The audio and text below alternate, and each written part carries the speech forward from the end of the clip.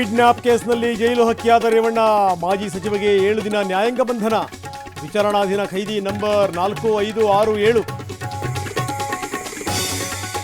ಸಾಮಾನ್ಯ ಖೈದಿಯಂತೆ ರಾತ್ರಿ ಕಳೆದ ರೇವಣ್ಣ. ರಾತ್ರಿ ಊಟಕ್ಕೆ ಮುದ್ದೆ ಚಪಾತಿ ರೈಸ್, ಬೆಳಬೆಳಗ್ಗೆನೆ ಬ್ರೇಕ್ಫಾಸ್ಟ್ಗೆ ಪುಳಿಯೋಗರೆ. ರೇವಣ್ಣ ಜಾಮೀನು ಅರ್ಜಿ ವಿಚಾರಣೆ ಇಂದು. ಬೇಲ್ಗೆ ಆಕ್ಷೇಪಣೆ ಸಲ್ಲಿಸುತ್ತಾ ಎಸ್ಐಟಿ. ಕೋರ್ಟ್ ನಿರ್ಧರಿಸಲಿದೆ ಮಾಜಿ ಸಚಿವನ ಭವಿಷ್ಯ. ರೇವಣ್ಣ ಬಂಧನದಿಂದ ಪಕ್ಷಕ್ಕೆ ಮತ್ತಷ್ಟು ಡ್ಯಾಮೇಜ್. ಹಾಲಿ ಮಾಜಿ ಶಾಸಕರಿಂದ ಅಮಾನತಿಗೆ ಒತ್ತಡ. ಟಿಟಿಡಿ ನೇತೃತ್ವದಲ್ಲಿ ಕೋರ್ ಕಮಿಟಿ ಸಭೆ. 14 ದಿನ ಕಳೆದರೂ ಪ್ರಜ್ವಲ್ ನಾಪತ್ತೆ. ಕಾಲಾವಕಾಶ ಮುಗಿದರೂ ವಿಚಾರಣೆಗೆ ಬಾರದ ಸಂಸದ. ಕಾನೂನು ಮೊರೆ ಹೋಗಲು ಎಸ್ಐಟಿ ನಿರ್ಧಾರ. ದೇವರಾಜೇಗೌಡ ಕಾರ್ತಿಕ್ಗೆ ಎಸ್ಐಟಿ ನೋಟಿಸ್. ಎವಿಡೆನ್ಸ್ ತರುವಂತೆ ಸೂಚನೆ. ಇಬ್ಬರಿಗೂ ಉರುಳಾಗುತ್ತಾ ಪ್ರಜ್ವಲ್ ಲೈಂಗಿಕ ದೌರ್ಜನ್ಯ ಕೇಸ್.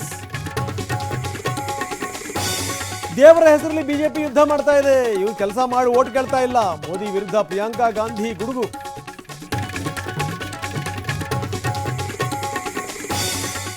ಮೈಸೂರಿನಲ್ಲಿ ಬಿರುಗಾಳಿ ಸಹಿತ ಭಾರೀ ಮಳೆ. ಧರೆಗುರುಳಿದ ಮರ, ವಿದ್ಯುತ್ ಕಂಬಗಳು.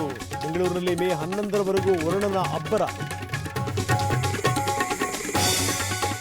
ಇವತ್ತು ಎಸ್ಎಸ್ಎಲ್ಸಿ ಪರೀಕ್ಷೆ ಫಲಿತಾಂಶ. 8.5 ಲಕ್ಷ ವಿದ್ಯಾರ್ಥಿಗಳ ಭವಿಷ್ಯ ಪ್ರಕಟ. ಕೆಲವೇ ಕ್ಷಣಗಳಲ್ಲಿ ಪರೀಕ್ಷಾ ಮಂಡಳಿ ಸುದ್ದಿಗೋಷ್ಠಿ.